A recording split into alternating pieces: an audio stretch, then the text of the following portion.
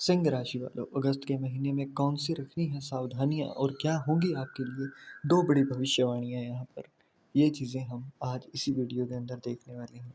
हालांकि आपके शनिदेव पहले से ही तंग कर रहे थे, छठे और सातवें भाव के स्वामी होकर ये 8th हाउस के अंदर विराजमान है और अभी 13 जुलाई के बाद से इनकी वक्र दृष्टि भी शुरू हो चुकी है। तो मतलब अब ये जहाँ पर है उससे एक घर पहले का भी इम्पैक्ट देना शुरू कर चुके हैं।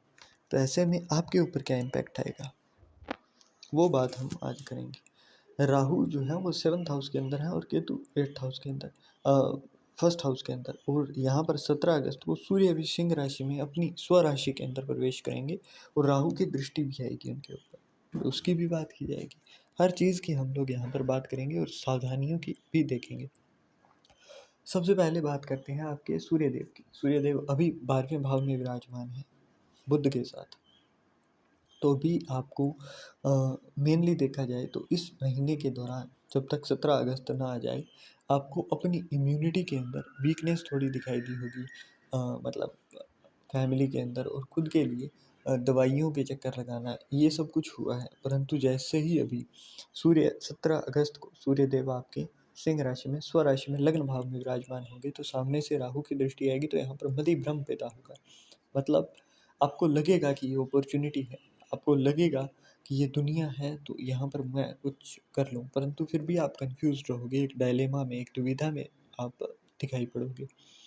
तो ऐसे में करना क्या होगा, आपको कोई बड़ा डिसीजन नहीं लेना है इस टाइम ड्यूरेशन के अंदर, थोड़ा बचाव करना है। और अगर लेना ही हो तो ऐसे में सबसे अच्छा है कि केतु आपके जब भी अपने भाव में हो तो अपने खुद के साथ बात करना शुरू कीजिए। जब आप खुद से बात करते हो, जब आप खुद के साथ समय बिताते हो तो यहाँ पर आपका केतु आपका क्योंकि केतु के सर नहीं है परंतु केतु की इंट्यूशन पावर बहुत अच्छी होती है। केतु आपको वो इंट्यूशन दे देता है कि आप इन फ्यूचर अगर ये डिसीजन लोगे तो आपके साथ क्या होगा। वो आपको उन्हीं 2-4 दिनों के अंदर ऑब्जर्वेंस अपनी रखनी है, अच्छे तरीके से उस चीज़ को ऑब्जर्व करना है कि आपको क्या ड्रीम आ रहे हैं, क्या आपको गट फीलिंग आ रही है, उसके बाद डिसाइड करिएगा। तो आपको वो जो डिसीजन होगा वो गिल्ट नहीं देगा, वो आफ्टर सम टाइम रिग्रेट की फील नहीं क्रिएट करेगा, वो आपको फ़ायदा ही देकर जाएगा। केतु के लिए रेमेडी भी होगी और सावधानी भी होगी और सूर्य का भी अपने हो गया। तो सबसे पहला पॉइंट अपना कवर हो चुका है यहाँ पर। अब बात करते हैं दूसरी चीज़ की। राहु 7th हाउस के अंदर है और यहाँ पर शनिदेव का भी साथ इसको मिल चुका है 13 जुलाई के बाद से और 27 नवंबर तक रहेगा।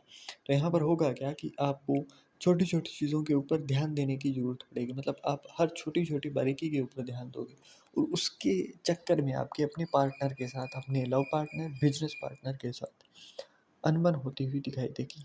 वहीं जो चीज़ें होती हैं वो ख़राब होनी शुरू हो जाती हैं। तो ऐसे में आपको थोड़ा अपने ऊपर कंट्रोल करना है। जितना आप कंट्रोल करोगे उतना ज़्यादा आपके लिए अच्छा रहेगा और अच्छी तरीके से आपको आउटपुट भी इन चीज़ों से मिलेगा। तो आपको ये लेट गो कर देनी है कि सामने वाला क्या कर रहा है, बस ऑब्जर्व करते रहिए, थोड़ा शांत रहिए। वहीं मंगल जो है वो आपके द्वितीय भाव में है और 8th हाउस के ऊपर भी दृष्टि है। तो आपके शनिदेव हैं वहाँ पर और दृष्टि जो है वो उनके ऊपर मंगल की है। तो अब होगा क्या कि आपको फाइनेंशियली करेज भी मिलेगा, फाइनेंशियली आप थोड़े से अपलिफ्ट भी होना शुरू होंगे। मतलब जो आप बहुत लंबे टाइम से देख रहे थे ना कि यार पैसे आते हैं लग जाते हैं, सुकून नहीं है, तो वो सुकून मिलेगा, साहस मिलेगा। वाणी के अंदर एक ऑर्डर करने जैसी पावर मिलेगी। वो तो आपके वैसे भी है परंतु यहाँ पर जब मंगल का सूर्य को साथ मिल जाता है तो यहाँ पर बहुत अच्छा एक रिजल्ट दिखाई देता है। तो रिस्क के अंदर बहुत ज़्यादा आपने नेक्स्ट लेवल का नहीं लेना है, बचत करनी है। और यहाँ पर आपको नॉनवेज और ड्रिंक परहेज में ध्यान रखना है। लाल रंग का जो मसूर की दाल आती है वो भी आपकी नवरात्रि जब शुरू हो तब उस टाइम पर आपको किसी मंदिर के अंदर रख के आ जानी है। किसी को दान में नहीं देनी है, सिर्फ रख के आ जानी है और रख के वापस आ जाना है। तो ये आपके लिए फ़ायदेमंद है। ये काम आपको नवरात्रि इसी चतुर्मास के अंदर कर देना है। इसके अलावा अगर हम आगे बात करें तो आपकी तीसरी जो सबसे बड़ी चीज़ है कि यहाँ पर शुक्र और गुरु दोनों के दोनों ही 11वें भाव में विराजमान है। जुपिटर जब भी 11वें भाव में आते हैं तो ऐसे इंसान का जब तक पिता का साथ हो तब तक बहुत अच्छा रहता है, परंतु ये चलित कुंडली है। तो यहाँ पर आपको होगा क्या कि आपको थोड़ा ध्यान में रखना है कि आपके फादर के साथ कोई भी अनबन ना हो, आप उनको कोई टेंस्ड माहौल ना दें, ताकि आपका खुद का भी जो इनकम का सोर्स है वो अच्छा चलता रहे। यहाँ पर जुपिटर और शुक्र दोनों साथ में हैं, एक दैत्यों का गुरु एक देवों का गुरु। तो आपके मन के अंदर इनकम के लिए मतलब ईमानदारी की और बेईमानी की दोनों तरीकों की कमाई का विचार रहेगा और आप उनके ऊपर डिसीजन लेने का भी सोचेंगे। तो यहाँ पर थोड़ा बचत में रहकर थोड़ा सा सेफ साइड खेलने की कोशिश करें।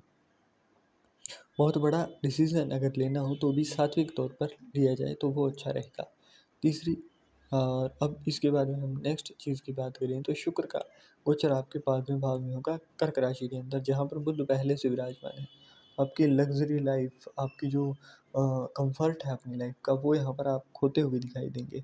शुक्र नाश की आदत पड़ सकती है तो उससे थोड़ा बचत करिएगा। जिन लोगों को ट्राई करना है कि उनकी संतान हो तो ये टाइम आपका अभी नवंबर के बाद से शुरू होगा, तो नवंबर तक आपको वेट करना है। After that you can try for it, और आप उसके लिए तैयार हो सकते हो, आपको फ़ायदा भी मिलेगा।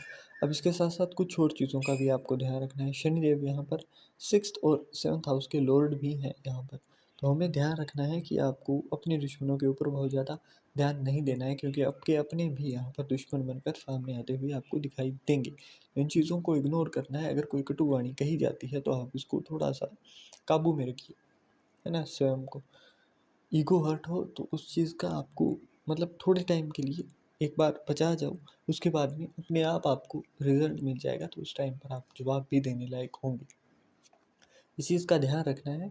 और इसके साथ साथ में मंगल आपके 2nd हाउस के अंदर है, तो आपको जो भी आपकी बड़े भाई हैं और जो बड़े भाई की वाइफ है, बड़े भाई नहीं है तो बड़े भाई के तुल्य जो हो, फ्रेंड हो, पड़ोस में हो, तो उनकी जो वाइफ हो, अगर वो किसी चीज़ के लिए मना करे तो उसके लिए आपको पैर पीछे हटा लेना है। अभी आगे 51 दिन तक, है ना, 29 जुलाई के बाद से। तो आपको जब आप पैर पीछे हटा लोगे तो उसके बाद आपको पता चलेगा कि आप कोई बड़ी किसी घाटे से बचकर निकल के आ चुके हो। तो ये चीज़ का आपको ध्यान रखना है। अगर कहीं से कोई रोके तो आपको रुक जाना है। ये थी कुछ सावधानियाँ जो कि आपको रखनी है। अब बात भविष्यवाणियों की भी हमने यहाँ पर की। इसके साथ साथ अब कुछ उपाय जो कि आपको करने चाहिए, कुछ मैंने साथ में बताए और कुछ मैं आप बता रहा हूँ। केतु 1st हाउस के अंदर है, तो आपको चांदी की चेन अगर गले में धारण कर सके तो वेल एंड गुड। नहीं कर सकते हो तो सोने की हो, वो भी नहीं कर सकते हो तो पीले रंग का सूती धागा वो पहन सकते हो। अगर वो भी ना हो पाता हो तो हल्दी या फिर केसर का तिलक आप यहाँ पर जो आपके कंठ है ना, वहाँ पर आप लगाना शुरू करिए, तो वो चीज़ आपको फ़ायदा देगी। और थोड़ा-सा रात्रि के टाइम पर जब अंधेरा होने लगे तो उस टाइम पर सोने से पहले आपको मेडिटेटिव स्लीप लेनी है, ताकि आपको सुकून भी मिले और आपकी जो इंट्यूशन पावर है वो थोड़ी और इंक्रीज़ हो। क्योंकि ये समय वो समय है जब आपको यही शनिदेव, यही राहु, यही केतु जो पाप ग्रह कहे जाते हैं, वही आपको हाथ पकड़ कर आगे लेकर जा सकते हैं। तो इस टाइम का फ़ायदा उठाना है हमें, और इसके लिए आपको मेडिटेटिव स्लीप लेनी है और इंट्यूशन जो भी आए उसके अकॉर्डिंग काम करना है। इंट्यूशन के अकॉर्डिंग काम करेंगे तो आपको वो जो घाटा होना है वो नहीं होगा और उसकी जगह फ़ायदा होना आपको अपनी लाइफ के अंदर दिखाई दे जाएगा।